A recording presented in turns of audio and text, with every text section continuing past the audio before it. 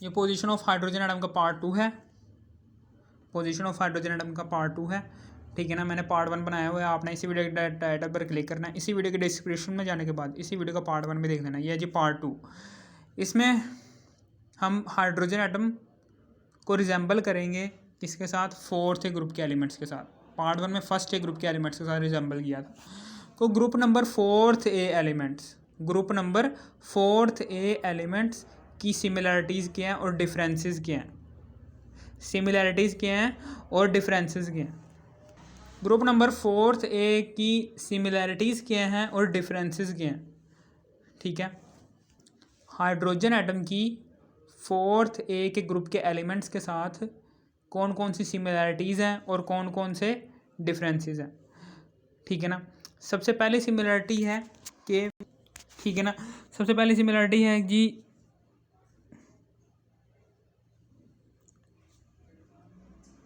Hydrogen atom के valence shell में भी एक इलेक्ट्रॉन होता है,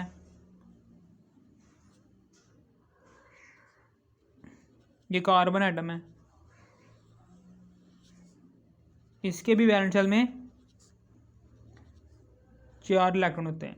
यानी कि हाइड्रोजन एटम क्या करेगा, जब ये एक इलेक्ट्रॉन लेगा तो ये डुप्लीकेट रूल के मुताबिक स्टेबल हो जाएगा।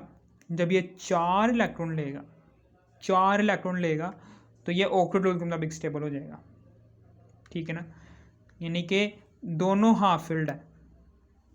ये देखें डुप्लीकेट रूल, हाइड्रोजन एटम को डुप्लीकेट रूल मुकम्मल करने के लिए एक इलेक्ट्रॉन चाहिए, ठीक है ना। एक इलेक्ट्रॉन आ जाएगा तो ये डुप्लीकेट रूल के मुताबिक स्टेबल हो जाएगा। इसी तरीके से जब ये कार्बन एटम 4 इलेक्ट्रॉन ले लेगा तो ये ऑक्टेट रूल के मुताबिक स्टेबल हो जाएगा। हम कह सकते हैं कि हाइड्रोजन भी हाफ फिल्ड शेल रखता है, वैलेंस शेल रखता है, जबकि कार्बन भी हाफ फिल्ड वैलेंस शेल रखता है।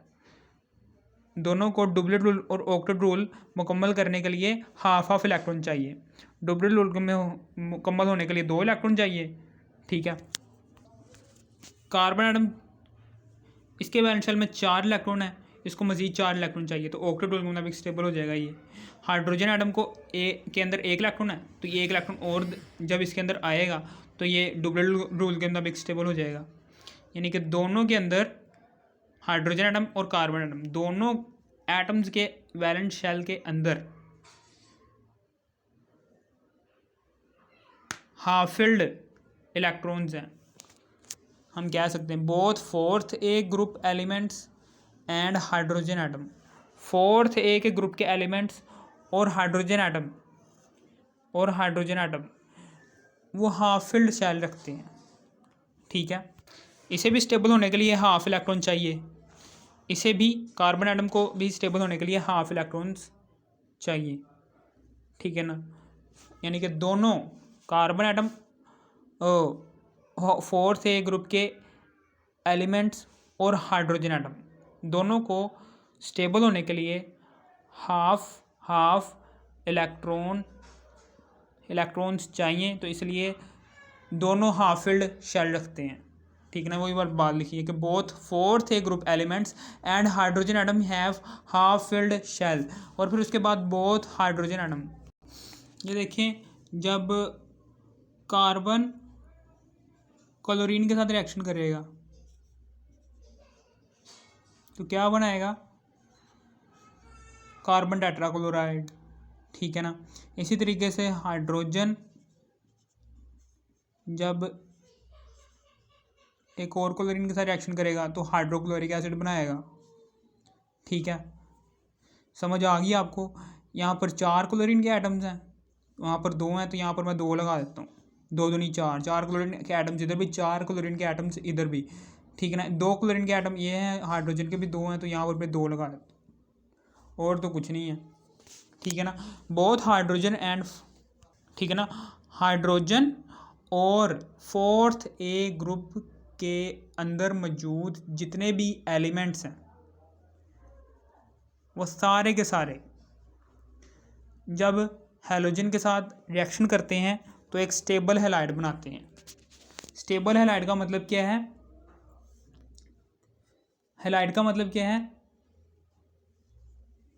बाइनरी कंपाउंड्स ऑफ हैलोजन, ठीक है ना, हैलोजन के बाइनरी कंपाउंड्स, ठीक है ना, बाइनरी पढ़ा है ना पीछे, हैलाइड, ठीक है ना, हैलाइड पीछे हम पढ़ कर आए हैं, ठीक है ना। स्टेबल हैलाइड ना तो ये रिएक्शन कर सकता है किसी के साथ, ना ही हाइड्रोक्लोरिक एसिड रिएक्शन कर सकता है मज़ीद किसी के साथ, यानी कि ऐसे हैलाइड बनाते हैं, ठीक है ना, ये ऐसे हैलाइड बनाते हैं, ये देखें बाइनरी कंपाउंड्स ऑफ हैलोजन, जिसके अंदर एक लाजमी हैलोजन होएगा और साथ में कोई और एलिमेंट होगा, ठीक है ना, लाजमी एक हैलोजन होगा और दूसरा कोई और एलिमेंट होगा, ठीक है ना। इसको हम कहते हैं बाइनरी कंपाउंड, किसके, हैलोजन के, ठीक है ना, समझ आ गई। और उस कंपाउंड के अंदर सिर्फ और सिर्फ 2 एलिमेंट्स ही हो सकते हैं, 3 एलिमेंट होंगे ना तो समझ लेना वो कंपाउंड हैलाइड नहीं हो सकता। फॉर एग्जांपल HClO3, इसमें आपको 3 एलिमेंट्स नज़र आ रहे हैं, 3 एलिमेंट्स नज़र आ रहे हैं इसमें, कितने एलिमेंट्स नज़र आ रहे हैं, हाइड्रोजन, क्लोरीन और ऑक्सीजन, ये हैलाइड नहीं हो सकता क्योंकि यहाँ पर बाइनरी कंपाउंड नहीं। बाइनरी का मतलब क्या है, दो एलिमेंट्स होने चाहिए कंपाउंड के अंदर, यहाँ पर 3 एलिमेंट्स हैं, ठीक है ना, हो गई शर्त गलत, ठीक है ना। और बाइनरी कंपाउंड होने चाहिए, ये किसका है, हैलोजन का है, ठीक है ना, तो ये गलत हो गया, ये बाइनरी कंपाउंड नहीं है, ये क्या है, इसमें तीन एलिमेंट्स हैं, तो ये 3 एलिमेंट्स वाला कंपाउंड है, बाइनरी कंपाउंड नहीं है ये, ठीक है ना, तो इसलिए ये हैलाइड नहीं हो सकता। बात लिखी है कि carbon group number 4th A group के एलिमेंट्स जब हैलोजन के साथ रिएक्शन करेंगे तो एक स्टेबल हैलाइड बनाएंगे, और हाइड्रोजन एटम जब एक हैलाइड के साथ रिएक्शन करेगा तो स्टेबल हैलाइड बनाएगा, ठीक है ना। स्टेबल हैलाइड का मतलब क्या है कि वो ऐसा हैलाइड बनाएगा कि जो किसी के साथ रिएक्शन ना कर सके, यानी कि कार्बन टेट्राक्लोराइड भी किसी के साथ रिएक्शन नहीं करेगा, ना ही हाइड्रोक्लोरिक एसिड किसी के साथ रिएक्शन कर सकता है, ठीक है ना, स्टेबल है। इसी तरीके से both hydrogen and 4th A group reducing agent है, गुड रिड्यूसिंग एजेंट है, यानी कि ये देखें कि ये क्यूप्रस ऑक्साइड जब हाइड्रोजन के साथ रिएक्शन करता है तो क्या बनाता है, यहाँ पर आ जाएगा कॉपर प्लस H2O, ये ऑक्सीजन यहाँ से निकलेगा, ये बन जाएगा 2 कॉपर के एटम है, यहाँ पर 2 आ जाएगा, ठीक है ना, समझ आ गया। यहाँ से ऑक्सीजन की रिमूवल हुई है, रिमूवल ऑफ ऑक्सीजन क्या है, रिडक्शन, इसकी रिडक्शन किसने की है, हाइड्रोजन ने, यानी कि एजेंट का मतलब क्या है, दूसरा, रिड्यूसिंग का मतलब होता है रिडक्शन, ऐसी सब्सटेंस जो दूसरे को रिड्यूस करे, यानी कि हाइड्रोजन ने क्यूप्रस ऑक्साइड को रिड्यूस किया है, यानी कि ये क्या है, ये रिड्यूसिंग एजेंट है। इसी तरीके से जो स्टेनस ऑक्साइड है, जब ये कार्बन के साथ रिएक्शन करता है तो क्या बनता है, यहाँ पर आ जाएगा स्टेनस, फिर प्लस ऑक्सीजन कार्बन के साथ मिल जाएगा, कार्बन डाइऑक्साइड बन जाएगा, ठीक है ना, समझ आ गई। यहाँ पर इस कार्बन ने दूसरे की रिमूवल की है ऑक्सीजन की रिमूवल क्या होती है, रिडक्शन, यानी कि इसकी रिडक्शन हो गई है, कार्बन ने दूसरे को रिड्यूस किया, कार्बन ने दूसरे को रिड्यूस किया, यानी कि कार्बन क्या है, एक रिड्यूसिंग एजेंट, और वही वाली बात लिखी है कि both hydrogen and 4th A group elements, both hydrogen and 4th A group elements, 4th A group के सारे एलिमेंट्स और हाइड्रोजन, ये अच्छे रिड्यूसिंग एजेंट हैं, are good reducing agent. Example के तौर पर आप ये 2 एग्जाम्पल दे सकते हो, ये हाइड्रोजन की एग्जाम्पल है, ये 4th ए ग्रुप के एलिमेंट की एग्जाम्पल है, ठीक है ना, एक एग्जाम्पल काफ़ी है। फिर उसके बाद आगे जी डिफरेंसेस क्या है कि हाइड्रोजन इज़ गैस, हाइड्रोजन जो सी है वो गैस होती है, और 4th ए ग्रुप के एलिमेंट्स जितने भी हैं वो क्या है, वो सॉलिड है। Hydrogen is gas while 4th A group elements are solid.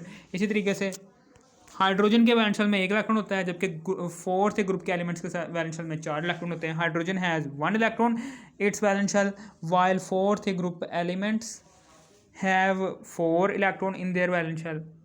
इसी तरीके से तीसरी है जी, hydrogen exist in diatomic state. Hydrogen हमेशा डायटोमिक स्टेट में एग्जिस्ट करता है, जबकि कभी आपने कार्बन को डायटोमिक स्टेट में एग्जिस्ट करते देखा है? नहीं। सिलिकॉन को देखा है? नहीं। डायटोमिक स्टेट का मतलब क्या है? डाई का मतलब क्या है? दो। एटॉमिक का मतलब क्या है? एटम। स्टेट का मतलब क्या है? हालत। दो एटम वाली हालत को कहते हैं हम डाई एटॉमिक स्टेट। तो डायटोमिक स्टेट सिर्फ और सिर्फ हाइड्रोजन की है, जबकि फोर्थ ग्रुप के एलिमेंट्स किसी की नहीं है। वही वाली बात है कि hydrogen exist in diatomic state while fourth A group elements are not exist in diatomic state. ठीक है ना। अगर आपको इस वीडियो की तरह से भी थोड़ी सी भी समझ आ गई, इस वीडियो को कर दो लाइक और सब्सक्राइब और शेयर भी कर देना। थैंक्स फॉर वॉचिंग मी। अगर आपने इस वीडियो का पार्ट 1 नहीं देखा है, पार्ट 1 देखने के लिए इसी वीडियो के टाइटल पर क्लिक करना है, इसी वीडियो की डिस्क्रिप्शन में जाना है, इसी वीडियो की डिस्क्रिप्शन में जाने के बाद इसी वीडियो का पार्ट 1 भी देख लेना। ये जी पार्ट 2।